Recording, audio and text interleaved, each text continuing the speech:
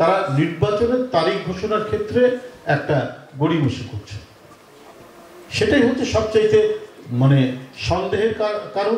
এটা নিয়েই জনগণ সন্দেহ করছে, এটা নিয়ে মানুষের মধ্যে সংশয় তৈরি হয়েছে।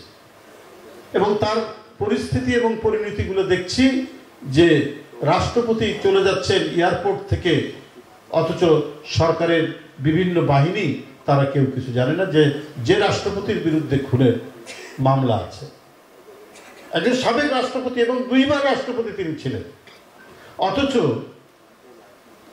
হাসিনার বিরুদ্ধে সংগ্রামে যত গুম খুন হয়েছে রাজনৈতিক দলের নেতাকর্মী, তার মধ্যে উল্লেখযোগ্য একটি নাম হচ্ছে সুমন, যার বাড়ি মহাখালীর এখানে সামনে, এবং তার বোন তুলি, তার ডাকনামটা জানি, ভালো নামটা আমি ভুলে গেলাম, কি জানো,